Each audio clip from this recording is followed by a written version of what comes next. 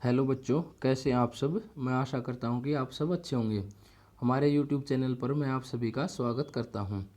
आप सभी जानते हैं कि हमने 8वीं कक्षा के 3 अध्याय लगभग कंप्लीट कर लिए हैं। तीसरे अध्याय का ये लास्ट चैप्टर है, भूगोल का लास्ट चैप्टर का मतलब लास्ट भाग है थर्ड चैप्टर का। तो आज हम इस चैप्टर को कंप्लीट कर देंगे। तो आइए हम शुरू करते हैं चैप्टर। देखिए, अगर आप चैनल पर नए हैं तो हमारे चैनल को सब्सक्राइब करें, जिससे कि आने वाले वीडियो आपको जल्दी से जल्दी मिल सके और आपको एग्जाम्स में अच्छे मार्क्स मिल सकें। आइए शुरू करते हैं अब चैप्टर। देखिए, चैप्टर हम शुरू करते हैं ऊर्जा के गैर परंपरागत स्रोत, यानी कि इंग्लिश में इसको बोलते हैं non conventional sources of energy. देखिए, गैर परंपरागत से हमारा अभिप्राय है कि जो हमें मिलते रहते हैं, जिनकी ख़त्म होने की संभावना बहुत कम होती है, जो बार बार हमें मिलते रहते हैं और वो कभी ख़त्म नहीं होंगे। तो ऐसे सोर्सेज को हम क्या बोलते हैं? गैर परंपरागत सोर्सेज बोलते हैं या गैर परंपरागत स्रोत बोलते हैं। हम शुरू करते हैं। देखिए अब चैप्टर को। जीवाश्मी ईंधनों के बढ़ते उपयोग से ऊर्जा के गैर परंपरागत स्रोत का अभाव उत्पन्न हो रहा है, यानी कि जो हम जीवाश्मी ईंधन प्रयोग कर रहे हैं उनका ज़्यादा प्रयोग करते हुए हम क्या करते हैं कि हम इसका बहुत कम प्रयोग कर रहे हैं। जो ऊर्जा के गैर परंपरागत स्रोत हैं उनका ऐसा अनुमान किया जाता है कि यदि वर्तमान दर में इनका उपभोग लगातार होता रहा तो ईंधनों के भंडार समाप्त हो जाएंगे, यानी कि जो हमारे जीवाश्म ईंधन है वो कुछ दिनों बाद क्या हो जाएंगे? खत्म होने की कगार पर पहुंच जाएंगे या बिल्कुल खत्म हो जाएंगे। इनका उपयोग पर्यावरणीय प्रदूषण भी पैदा करता है, यानी कि आप देखेंगे कि पेट्रोल, डीजल, कोयला, हम इन सब को यूज़ करते हैं तो क्या होता है? प्रदूषण होता है। ये एक आम बात है। इसलिए गैर परंपरागत स्रोत जैसे सौर ऊर्जा, पवन ऊर्जा, ज्वारीय ऊर्जा जो नवीकरणीय स्रोत हैं उनके उपयोग की आवश्यकता है, यानी कि हमें इनका ज़्यादा उपयोग करना चाहिए। क्यों करना चाहिए? क्योंकि ये नवीकरणीय है और नवीकरणीय संसाधन क्या होते हैं ये आप पहले चैप्टर में पढ़ चुके हैं। सबसे पहला अध्याय था जो भूगोल का, उसमें आप पढ़ चुके हैं। और आप वीडियो पर अगर नए हैं तो प्लेलिस्ट में जाकर फर्स्ट चैप्टर देख सकते हैं। आइए अब हम शुरू करते हैं सौर ऊर्जा। देखिए, इस वीडियो के एंड तक आप बने रहिए, जिससे कि आपको पूरा चैप्टर अच्छे से समझ में आए। सौर ऊर्जा, यानी कि सौर ऊर्जा को इंग्लिश में क्या बोलते हैं? इसको बोलते हैं सोलर एनर्जी, यानी कि सौर यानी कि सूर्य से मिलने वाली जो ऊर्जा होती है वो क्या कहलाती है? सौर ऊर्जा कहलाती है। सूर्य की ऊष्मा और प्रकाश ऊर्जा हमारे लिए प्रतिदिन अनुभव की जा सकती है, यानी कि सूर्य देखिए प्रतिदिन निकलता है, इसलिए उसकी प्रकाश और उसकी गर्मी को हम हर रोज़ क्या करते हैं? अनुभव करते ही करते हैं। सूर्य से प्राप्त ऊर्जा और सौर सेलों से विद्युत उत्पन्न करने के लिए प्रयोग किया जाता है, यानी कि सौर सेल, यानी कि देखिए जो हमारी सोलर प्लेट्स होती हैं उनके द्वारा हम क्या करते हैं? सूर्य की एनर्जी से क्या करते हैं? हम इलेक्ट्रिक एनर्जी बनाते हैं, यानी कि solar energy convert into electric energy. इनमें से कई सेलों को सौर पैनलों के तापन व प्रकाश के लिए शक्ति उत्पन्न करने के लिए जोड़ा जाता है, यानी कि जो बहुत कई सारी प्लेटें जोड़कर क्या बनती हैं? कई सारे पैनल जोड़कर हम क्या करते हैं? एक बहुत बड़ा पैनल बनाते हैं जिससे बहुत ज़्यादा बिजली उत्पन्न होती है। धूप की प्रचुरता वाले उष्णकटिबंधीय देशों और सौर ऊर्जा के उपयोग की प्रौद्योगिकी बहुत लाभदायक है, यानी कि देखिए जैसे हम ध्रुवों पर इसका प्रयोग नहीं कर सकते क्योंकि वहाँ पर सूर्य की किरणें पहुँच नहीं पाती, लेकिन जो प्रदेश जैसे भारत, पाकिस्तान, अफ्रीका, इंडोनेशिया, श्रीलंका, ऐसे देश जो कहाँ पर हैं? ब्राज़ील, इन देशों में हम इसका ज़्यादा प्रयोग कर सकते हैं क्योंकि यहाँ पर सूर्य की रोशनी बहुत ज़्यादा पहुँचती है। सौर ऊर्जा का उपयोग सौर तापक और सौर कुकर, सोलर ड्रायर के साथ साथ सामुदायिक रोशनी देने और यातायात के संकेतकों में भी होता है, यानी कि आप देखेंगे कि जो रेड लाइट होती हैं अब क्या हम वो सोलर एनर्जी से चलने लगी हैं। जो शहरों में रेड लाइट होती है चौराहों पर, सोलर कुकर भी आ गए हैं। मान लीजिए आपको सब्जी बनानी है, आप क्या करेंगे? सब्जी उस कुकर में डाली, जितना आपको मसाला डालना डाला और वो धूप में रख दिया, कुछ देर बाद आपकी सब्जी तैयार हो जाएगी। वैसे ही कुकर की तरह वो करेगा। तो यहाँ पर देखिए जो ऊर्जा के गैर परंपरागत स्रोत हैं उनके लाभ और हानियों के बारे में बताया गया है कि उनके लाभ क्या हैं, उनकी हानियाँ क्या हैं। एक बार इसके बारे में हम डिस्कस करते हैं। देखिए, पवन ऊर्जा से क्या लाभ होते हैं, यानी कि ये प्रदूषण मुक्त होती है। यानी कि देखिए प्रदूषण तो होगा ही नहीं, क्योंकि पवन चक्कियाँ होती है वो लगाई जाती हैं और वो हवा के द्वारा ही घूमती हैं, उसमें किसी प्रकार का प्रदूषण नहीं होगा। फिर क्या है, एक बार स्थापित हो जाने पर विद्युत उत्पादन की कम लागत, यानी कि अगर एक बार इनको स्थापित कर दिया गया तो ये लगातार बिजली बनाती रहेंगी, हमें इन्हें कोई ईंधन देने की ज़रूरत नहीं है, सिर्फ हवा से बिजली बनाएंगी। यानी कि सुरक्षित और साफ, ये क्या है, सुरक्षित है बहुत ज़्यादा हमारे लिए। जैसे न्यूक्लियर अगर पावर प्लांट हम लगाते हैं तो उसके फटने का खतरा रहता है, वो एक परमाणु बम की तरह कार्य करता है।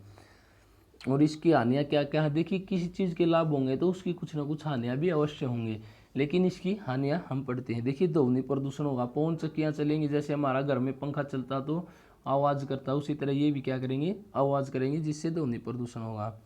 पवन चक्कियों को क्या होता है, स्थापित करना बहुत महंगा होता है। देखिए ये जब हम लगाते हैं, लगाना तो एक बार पड़ता है, लेकिन एक बार जब लगाते हैं तो बहुत महंगी पड़ती हैं, इनका खर्च बहुत ज़्यादा होता है। रेडियो व दूरदर्शन के प्रसारण संकेतों में व्यवधान, यानी कि इनके द्वारा रेडियो और जो दूरदर्शन यानी कि टीवी चैनल्स होते हैं उनमें जो वायरलेस प्रणाली होती है उनमें क्या होती है, बाधा उत्पन्न होती है।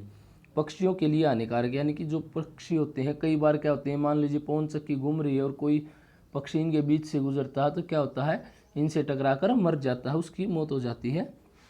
तो इसलिए ये इनकी हानियाँ हैं। सौर ऊर्जा की हानियाँ, यानी कि असमापत्य, यानी कि लाभ देखिए क्या है, ये कभी ख़त्म नहीं होने वाली और प्रदूषण मुक्त होती है। और हानि इसकी क्या क्या है, ये बहुत खर्चीली है। देखिए सोलर पैनल लगवाते हैं तो बहुत ज़्यादा खर्चा आता है। और क्या होती है कि स्रोत के विस्तृत होने के बाद ऊर्जा की बर्बादी, यानी कि जब मान लीजिए हमें कोई काम नहीं है लेकिन ये क्या करेंगे, फिर भी एनर्जी उत्पन्न, यानी कि बिजली बनाती रहेंगी, एनर्जी हमें देती रहेंगी। फिर देखते हैं हम ज्वारीय ऊर्जा। देखिए प्रदूषण मुक्त, तो ये जितने भी गैर परंपरागत स्रोत हैं सभी क्या होते हैं, प्रदूषण मुक्त होते हैं, इनका सबसे ज़्यादा लाभ यही है। और ये भी असमापत्य, यानी कि ये लगभग सारे असमापत्य हैं, क्योंकि चाहे पानी से हम एनर्जी लें, हवा से लें, सूर्य से लें, ये कभी ख़त्म नहीं होती। देखिए ऊर्जा क्या है, वन्य जीवन का नष्ट होना, यानी कि जब हम ज्वारीय ऊर्जा प्रयोग करते हैं तो क्या होता है, वन्य जीवन के आवास नष्ट हो जाते हैं और दोहन में ये कठिन होती है। देखिए परमाणु ऊर्जा, बायोगैस, ये आप पढ़िए। देखिए इनमें लगभग सभी के लाभ और हानियाँ सेम हैं, बस थोड़ा बहुत ही इसमें फर्क होता है। तो आइए आगे शुरू करते हैं हम पवन ऊर्जा। पवन ऊर्जा क्या है, यानी कि विंड एनर्जी। विंड एनर्जी, जो ऊर्जा हमें पवन यानी कि वायु द्वारा मिलती है वो क्या कहलाती है, पवन ऊर्जा कहलाती है। पवन ऊर्जा एक असमापत्य स्रोत है। पवन चक्कियों का उपयोग अनाजों को पीसने और जल निकालने के लिए चिरकाल से चला आ रहा है, यानी कि जो पवन ऊर्जा हम पुराने समय से इसका यूज करते आ रहे हैं, और ये भी एक असमापत्य यानी कि कभी न खत्म होने वाला स्रोत है हमारे लिए। वर्तमान में पवन चक्कियों की तीव्र गति से चलती हवाएं पवन चक्की को घुमाती हैं, जो विद्युत उत्पन्न करने के लिए जनरेटर से जुड़ी होती हैं। यानी कि हमने क्या किया, पवन चक्कियाँ लगा दी और नीचे टरबाइन लगा दिया, जिससे क्या होता है, हमारा जनरेटर घूमता है और हमें क्या मिलती है, बिजली मिलती है।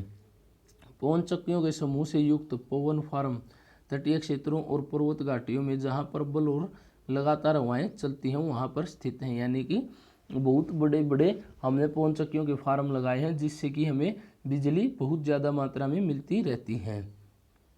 पवन farm Netherlands, Germany, Denmark, UK, USA तथा स्पेन में पाए जाते हैं, जो पवन ऊर्जा उत्पादन में उल्लेखनीय है। यानी कि इन देशों में क्या है, हवाएं तेज चलती रहती हैं और इन देशों ने अपने वहाँ पर क्या किया है, पवन ऊर्जा फार्म लगा लिए हैं, जिससे कि इनको किसी भी तरह की परेशानी ना हो। अब हम देखते हैं, देखिए परमाणु ऊर्जा यानी कि न्यूक्लियर पावर या न्यूक्लियर एनर्जी क्या होती है। देखिए परमाणु ऊर्जा जो परमाणु से हमें मिले, यानी कि जैसे परमाणु बम उसी तरह से ये परमाणु काम करते हैं।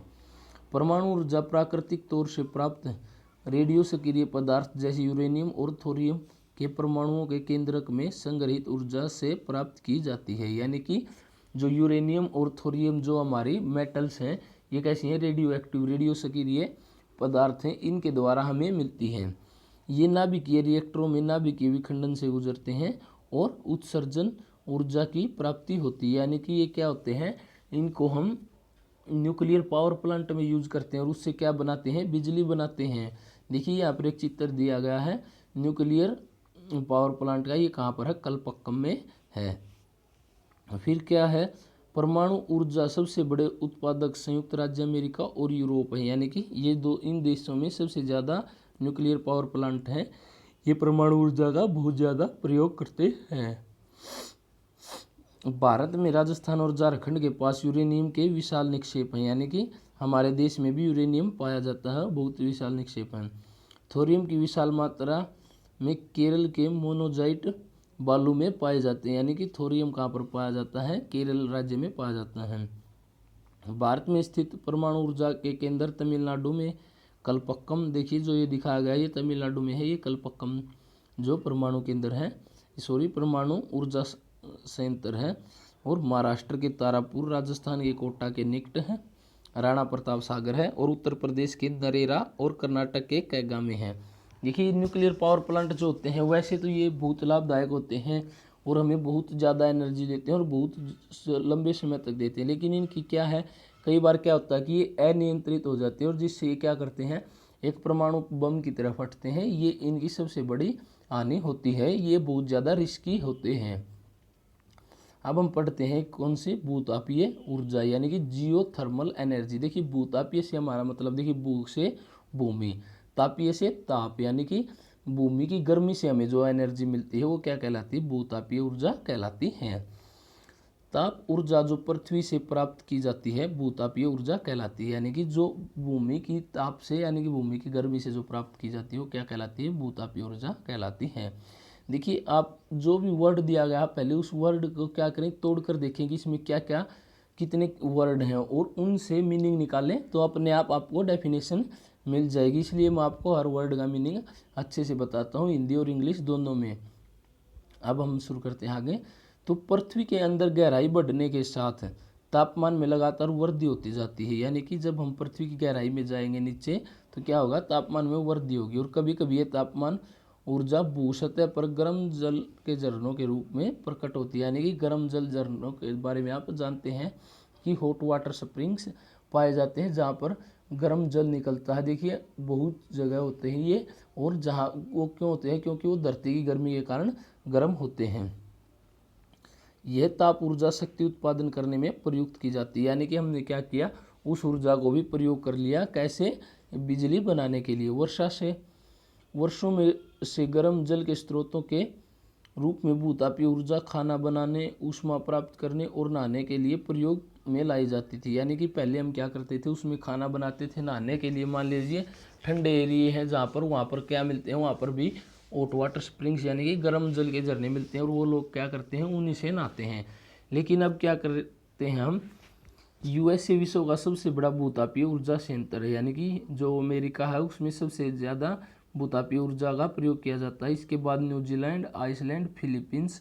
देखिए आइसलैंड है जो, ये बहुत ही गर्म ठंडा देश है और वहाँ पर हॉट वाटर स्प्रिंग्स हैं जिससे वो प्रयोग में लाते हैं इस ऊर्जा को।